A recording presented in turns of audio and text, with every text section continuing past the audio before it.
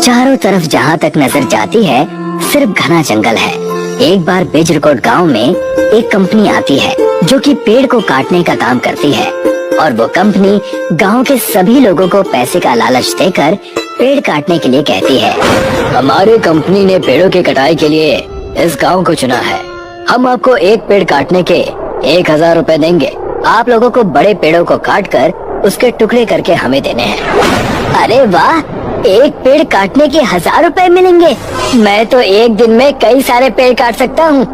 तुम जितने ज्यादा पेड़ काटोगे तुम्हें उतने ही ज्यादा पैसे मिलेंगे, इसलिए मेहनत से काम करो और पेड़ काटना शुरू करो। मैनेजर की बात सुनकर सभी गांव वाले आपस में कानाफूसी करने लगे। कोई पेड़ काटने के खिलाफ था तो कोई पैसे के लिए पेड़ काटने के लिए तैयार था। सभी लोगों का अपना अलग अलग मत था। इन पेड़ों ने हमको खाना पकाने के लिए लकड़ी दी है, हमारे जानवरों को चारा दिया है, हम सभी को ताजी हवा देते हैं, हर सीजन में ताजे ताजे फल भी देते हैं, गर्मियों के मौसम में छाया देते हैं, बारिश के मौसम में छतरी बनकर हमें तेज बारिश से बचाते हैं। अरे ओ अम्मा, तुम अपना ये भाषण बंद करो। मैं यहाँ तुम्हारा ये भाषण सुनने नहीं आया हूँ। वैसे भी बहुत गर्मी हो रही है। तेज धूप से बचने के लिए मैनेजर एक पेड़ के नीचे खड़ा हो जाता है। तुम्हें तो शर्म भी नहीं आ रही है? जो पेड़ तुमको तेज धूप से बचा रहा है, तुम उसकी छाया में खड़े होकर ही उसको कटवाने की बात कर रहे हो। तुम्हारे अंदर इंसानियत है भी कि नहीं? जिसको पेड़ काटने हैं वो मेरे साथ आओ, और जिसे इस बुढ़िया का भाषण सुनना है वो इस अनपढ़ गवार के साथ रहे, जो दुनियादारी के बारे में कुछ नहीं जानती। सही कहा बेटा तुमने कि मैं दुनियादारी के बारे में कुछ जानती ही नहीं हूँ।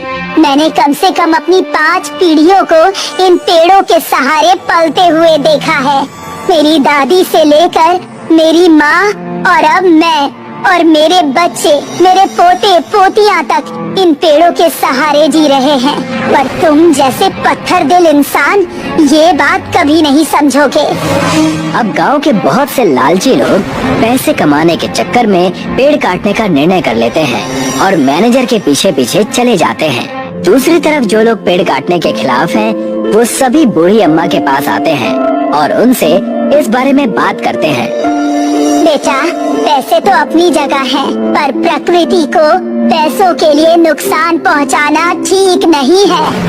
हम आपकी बात समझ गए हैं अम्मा, आप चिंता मत करिए। हम इस जंगल का एक भी पेड़ नहीं काटने देंगे, चाहे इसके लिए हमें अपनी जान ही क्यों न देनी पड़े। अगर किसी ने भी पेड़ काटे तो हम पेड़ों पर चिपक जाएंगे और गौरा देवी बहन की तरह ही चिपक कर आंदोलन करके अपने जंगल की रक्षा करेंगे। ये बहुत अच्छा आइडिया दिया है अम्मा आपने। अब हमारे इस प्यारे से जंगल को बचाने के लिए चिपको आंदोलन ही ठीक रहेगा। अब मैनेजर कुछ गांव वालों के साथ जंगल में पेड़ काटने आता है। इन सभी के पास कुल्हाड़ी और पेड़ काटने की मशीन है और ये लोग पेड़ों को काटने के लिए आगे बढ़ते हैं। पर तभी अम्मा अपने लोगों को इशारा करती है और सभी लोग पेड़ों से जाकर लिपट जाते हैं। ये देखकर मैनेजर को बहुत गुस्सा आता है। अच्छा, तो अब तुम लोग चिपको आंदोलन करोगे? चुपचाप पेड़ों से हट जाओ, वरना पेड़ों के साथ साथ तुम सभी को भी तबाह कर देंगे। हम पेड़ों से नहीं हटेंगे। तुम्हें पेड़ों को काटने से पहले हमसे निपटना होगा। लगता है ये लोग ऐसे नहीं मानेंगे, इनको सबक सिखाना ही पड़ेगा। अब मैनेजर एक लकड़ी उठाता है और उन सभी को मारना शुरू करता है जो पेड़ों से लिपटे हुए हैं। वो सभी को डंडे से पीट कर बुरी तरह घायल कर देता है, जिससे सभी लोग बेहोश होकर नीचे गिर जाते हैं। लो और बनो गौरा देवी, बड़े आए थे चिपको आंदोलन करने वाले। मुझे तो पहले से ही पता था कि ये लोग बिना सर पैर तोड़वाए नहीं मानेंगे। अब मैनेजर अपने लोगों से पेड़ काटने के लिए कहता है और कुछ लोग पेड़ काटने की वो मशीन और कुल्हाड़ी की मदद से पेड़ काटना शुरू कर देते हैं। अब मैं जल्दी जल्दी पेड़ काटूंगा और पैसे कमाऊंगा। सभी पेड़ समझ जाते हैं कि अब उनको पेड़ काटने से कोई नहीं रोक सकता, इसीलिए सभी पेड़ अपने बुजुर्ग बरगद के पेड़ से मदद मांगते हैं, जो कि 500 साल पुराना है और इस जंगल का सबसे पहला पेड़ है। अब हमको कटने से आप ही बचा सकते हो, कृपा करके हमारी मदद करो। तुम सब अपनी मदद खुद ही कर सकते हो और अपने आप को कटने से बचा सकते हो। पर हम लोग तो एक जगह से कहीं जा ही नहीं सकते।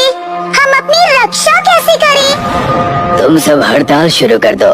किसी को फल मत दो, किसी को चारा मत दो, किसी को आग जलाने के लिए लकड़ी मत दो, किसी को भी धूप और बारिश से मत बचाओ। अगर तुम लोग कुछ दिनों के लिए हड़ताल पर चले जाओगे, तब जाकर इन लोगों को तुम्हारी असली कीमत पता चलेगी। सभी पेड़ बरगद के पेड़ की बात मानते हैं और हड़ताल शुरू कर देते हैं। फल वाले पेड़ अपनी पत्तियों को कांटों में बदल देते हैं और ताजी हवा वाले पेड़ जहरीली हवा छोड़ते हैं। सभी लोग जो पेड़ काट रहे होते हैं, उन पर जहरीली हवा का असर होता है। ये क्या हो रहा है? लगता है ये पेड़ जहरीली हवा छोड़ रहे हैं। जल्दी से यहाँ से भागना पड़ेगा। वैसे भी मुझे अस्थमा की बीमारी है। जहरीली हवा के डर से सब लोग पेड़ काटना छोड़कर जंगल से भाग जाते हैं। किसी को भूख लगी है पर खाने के लिए फल नहीं है। घर में आग जलाने के लिए लकड़ियां खत्म हो गई हैं, जिससे लोगों को खाना बनाने में दिक्कत हो रही है। इसके साथ ही बहुत सारी परेशानियां पेड़ों की हड़ताल से होने लगती हैं। बहुत भूख लगी है पर खाने के लिए कुछ नहीं है। खाना भी नहीं पका सकता। पेड़ों की हड़ताल की वजह से लकड़ियां भी नहीं है। इस तरह से तो मैं भूख से ही मर जाऊंगा। क्या करूं? संकेत का भूख से बुरा हाल हो जाता है। जब उसे कुछ भी समझ में नहीं आता, तब वो बूढ़ी अम्मा के पास जाता है। मुझे माफ कर दो अम्मा, मैंने तुम्हारी बात नहीं मानी ना, और पैसों के लालच में पेड़ काटने का फैसला किया, जिसकी वजह से आज मेरी भूख से हालत खराब हो गई है। माफी मुझसे नहीं, उन पेड़ों से मांगो जिनको तुम काटने जा रहे थे। वही तुमको माफ भी करेंगे और तुम्हें इस समस्या से भी निकालेंगे। संकेत जंगल जाता है और पेड़ों से माफी मांगता है। मुझे माफ कर दो साथियों, मुझसे बहुत बड़ी गलती हो गई। लालच के चलते मैं बहक गया था, पर अब मुझे अपनी गलती का एहसास हो गया है और मैं तुम सभी से वादा करता हूँ कि मैं आज के बाद एक भी पेड़ नहीं काटूंगा। अगर तुम्हें सच में अपनी गलती का एहसास है, तो सबसे पहले तुम पेड़ काटने वाली कंपनी और उसके मैनेजर को इस गांव से भगा दो। ठीक है, मैं अपने दोस्तों की मदद से उन सभी को इस गांव से बाहर खदेड़ दूंगा। संकेत उन सभी लोगों को इकट्ठा करता है जो पेड़ काटना चाहते थे। सभी लोग वही कुल्हाड़ी और पेड़ काटने वाली मशीन लेकर कंपनी की तरफ बढ़ते हैं। सबको कुल्हाड़ी और मशीन लेकर अपनी तरफ गुस्से में आते देख मैनेजर और बाकी लोग उस गांव से भाग जाते हैं। आज के बाद इस गांव में दिखे ना, तो हम तुम्हें छोड़ेंगे नहीं, याद रखना। मैनेजर और उसकी कंपनी वालों के जाने के बाद सभी पेड़ अपनी हड़ताल बंद करके गांव वालों को सभी चीजें पहले की तरह ही देने लगते हैं। अब संकेत भी पेड़ से फल तोड़ता है और अपनी भूख मिटाता है। सभी गांव वाले पहले की तरह खुशी खुशी जीने लगते हैं। बेईमान कसाई। एक गांव में एक आदमी फजल कसाई का काम करता था। उस गांव में वह अकेला ही यह काम करता था। इसी वजह से जब किसी को भी चिकन या मटन चाहिए था, वो फजल की ही दुकान पर आता था। पर फजल बिल्कुल भी ईमानदार नहीं था। वो हमेशा तोल में हेरा फेरी करता था। भाई फजल, जरा 1 किलो चिकन तो देना। हाँ हाँ, क्या बात है मदन भाई, आज बहुत खुश लग रहे हो। आज मैं 12वीं कक्षा में पास हुआ हूँ, इसीलिए माँ चिकन बनाएंगी। जैसे ही मदन का ध्यान बातों में लगा, फजल ने चिकन कम तोलकर फटाफट पैक कर दिया। इसी प्रकार वह सबको कम सामान देता था। वाह, इसे तो पता भी नहीं चला, मैं इसी से खूब पैसे बना लेता हूँ। एक दिन फजल के पास एक सिपाही आया। फजल, मंत्री ने कल सुबह 25 किलो मटन मंगवाया है, ये लो पैसे, और सुबह सबसे पहले उनके घर मटन दे आना। ठीक है, मैं दे आऊँगा। फजल अपनी आदत से मजबूर था। उसने केवल 20 किलो मटन ही तैयार किया और मंत्री के घर दे आया। तुमने फजल से कितना मटन मंगवाया था? जी 25 किलो। तो फिर ये मटन कम कैसे पड़ा? पिछली बार जब मैंने दूसरे गांव से 25 किलो मटन मंगवाया था तब तो ज्यादा था। इस बार ऐसा क्या हुआ? लगता है बावर्ची ने मटन गायब किया है। बावर्ची को बुलाओ। जी हुजूर, कहिए। क्यों भाई, पिछली बार तो मटन बच गया था, और इस बार क्या हुआ? खाना कम क्यों पड़ा? क्या तुमने मटन गायब कर दिया? नहीं जनाब, मैंने तो सारा मटन बनाया था, जितना भी आया था मैंने बना दिया, मेरा उसमें कोई कसूर नहीं है। तो फिर ये जरूर फजल ने ही किया है, फजल को बुलाओ। और फजल वहाँ आता है। फजल, तुमने मेरे साथ बेईमानी की है, इसकी सजा तुम्हें जरूर मिलेगी। नहीं हजूर, मुझे माफ कर दीजिए, मैं दोबारा ऐसा नहीं करूँगा।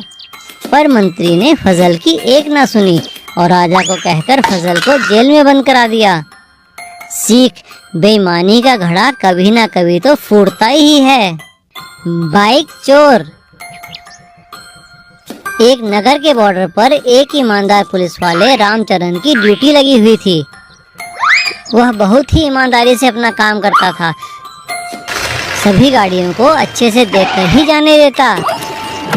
एक दिन रामचरण नाके पे खड़ा था, तभी एक युवक बाइक पर वहां से जाने के लिए आया। क्या नाम है तुम्हारा? क्या लेके जा रहे हो? साहब, मैं तो बस एक पौधों का व्यापारी हूँ, वही लेके जा रहा हूँ। दिखाओ। देख लो साहब। रामचरण को सब ठीक लगा, इसीलिए उसने युवक को जाने दिया। कुछ दिनों बाद युवक फिर से वहाँ से गुजरा। इस बार भी रामचरण को कुछ गड़बड़ नहीं लगी, इसीलिए उसने उसे जाने दिया। इस लड़के को इतनी दूर से पौधे लाने की क्या आवश्यकता है? कुछ तो गड़बड़ है जिसपे मेरा ध्यान नहीं गया। अगली बार दोबारा देखूंगा। 2 दिन बाद युवक फिर से वहाँ से गुजरा। इस बार भी वह कुछ पौधे लेकर जा रहा था। कुछ तो बात है जिसपे मेरा ध्यान नहीं गया। क्या यह पौधों में कुछ लेकर तो नहीं आता, या फिर और कुछ गड़बड़ है? अरे यह क्या? यह तो हमेशा अलग अलग बाइक पर आता है, कहीं ये बाइक चोर तो नहीं? ओह, अब तो दूर निकल गया होगा। चलो अगली बार देखूंगा। 2 दिन बाद फिर वह युवक बाइक पर पौधे लेकर आया। तब रामचरण ने उससे बाइक के कागज मांगे, जो कि उसके पास नहीं थे। रामचरण ने उसे पकड़कर जेल में डाल दिया। अच्छा बच्चू, हमें से चालाकी, अब सड़ो जेल में। सीख, कोई कितनी भी चालाकी करे पकड़ा ही जाता है। मिर्च के पकौड़े। एक ठेले पर मानव मिर्च के पकौड़े बनाकर बेचता था। उसके यहाँ एक लड़का मोनू भी काम करता था। मोनू 1 साल से मानव के लिए काम करता था, उससे अब काफी काम आ गया था। एक दिन मानव ने मोनू से कहा, मोनू, मैं जरा एक जरूरी काम से बाहर जा रहा हूँ, तुम काम संभाल लेना। हाँ जी, आप बिल्कुल निश्चिंत होकर जाइए, मैं सब संभाल लूँगा। उस दिन मोनू ने देखा कि मानव की तो खूब कमाई होती है। मानव इतना धनवान बन गया है ये काम करके। मैं भी तो अब यह काम सीख गया हूँ। मुझे लगता है मुझे भी अपना काम शुरू कर लेना चाहिए। किसी बहाने से यहाँ से काम छोड़ देता हूँ। अब मोनू कई बार काम में गड़बड़ करने लगा, जिसकी वजह से परेशान होकर एक दिन मानव ने उसे डांटा। क्या बात है मोनू, तुम्हारा ध्यान आजकल काम में नहीं लगता, सही ढंग से काम करो। आप मुझे ऐसे मत डांटिए, अब मैं आपके यहाँ काम नहीं कर सकता, मेरा हिसाब कर दो। हाँ हाँ, ले ले हिसाब। पर कहाँ जाएगा? तुझे कोई और काम तो आता नहीं? हाँ, आता है मुझे काम, यहाँ का सारा काम मैं ही तो संभालता हूँ। देखना, मैं भी अपना एक मिर्च के पकौड़े का ठेला लगा लूँगा। हाँ हाँ, देखता हूँ कैसे बनाता है मिर्च के पकौड़े। जो मसाले में डालता हूँ वो मैंने किसी को भी नहीं बताया, और उसके बिना कोई अच्छे पकौड़े नहीं बना सकता।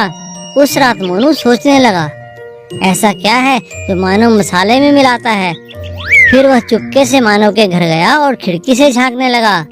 मेरा मसाला तो बहुत लाजवाब है, इसके बारे में कोई नहीं जानता। मनु ने यह सब सुना और चुपके से वो मसाला चुरा लिया। दूसरे दिन मनु ने जब अपना ठेला लगाया तो उसने अपने बनाए पकौड़ों पर वो मसाला डाल दिया। अरे मनु, यह क्या? तुम्हारे कहने पर मैं मानव के पकौड़े छोड़ तुम्हारे पास आया, पर ये पकौड़े तो बिल्कुल ही बेकार हैं। हाँ हाँ, आप ठीक कहते हो, ये पकौड़े तो कड़वे हैं, इन्हें मैं नहीं खा सकता। मानव अपने ठेले पर खड़ा यह सब सुन रहा था और उसने कहा, अरे मनु, यह कोई मसाला नहीं बल्कि काला नमक है, जो अधिक डालने के कारण तुम्हारे पकौड़े कड़वे हो गए। मुझे माफ कर दो मानव, मुझे अपने यहाँ काम दे दो। सीख, नकल और अकल में फर्क होता है। एक गांव में कुलदीप नाम का एक आदमी नगर पालिका में रोड साफ करने का काम करता था। दिन भर मेहनत करके रोड साफ करके उस कचरे को ले जाकर गांव के बाहर मौजूद डंप यार्ड में फेंकना उसका काम था। कुलदीप को पत्नी और एक बेटा था। बेटे का नाम बन्नी था। बन्नी सरकारी स्कूल में पढ़ता था।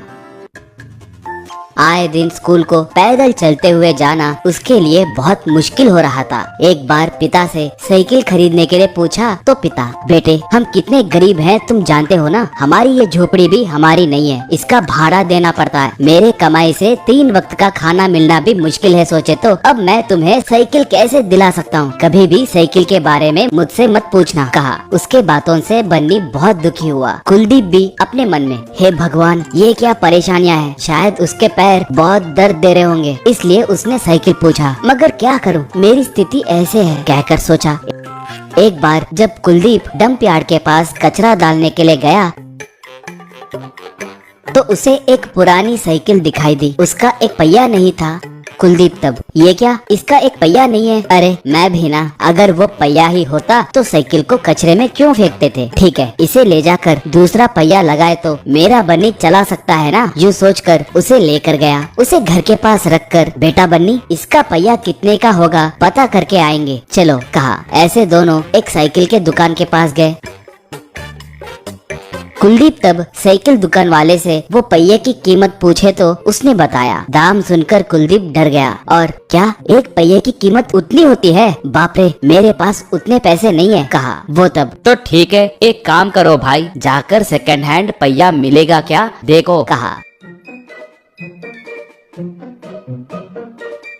ऐसे वो लोग एक साइकिल मैकेनिक के पास गए।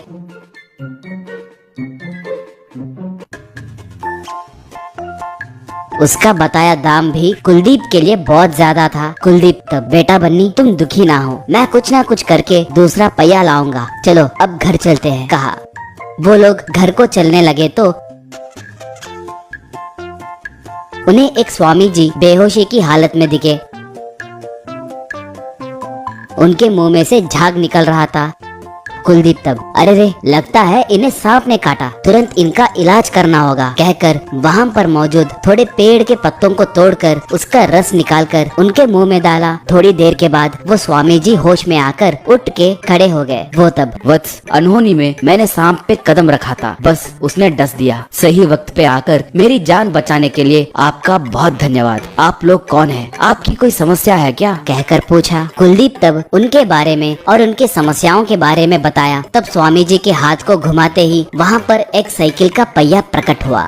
वत्स ये एक चमत्कारी पहिया है, आप जब चाहे तब इसमें से पैसे और सोना आते रहेंगे, आप खुशी से जीना, कहा। वो लोग खुश होकर उनको नमस्कार करके वहाँ से निकले। कुलदीप वो साइकिल पहिया को लेकर आया, उसे घर में रखकर जोर से घुमाकर सोना पूछा, बस उसमें से सोना निकला।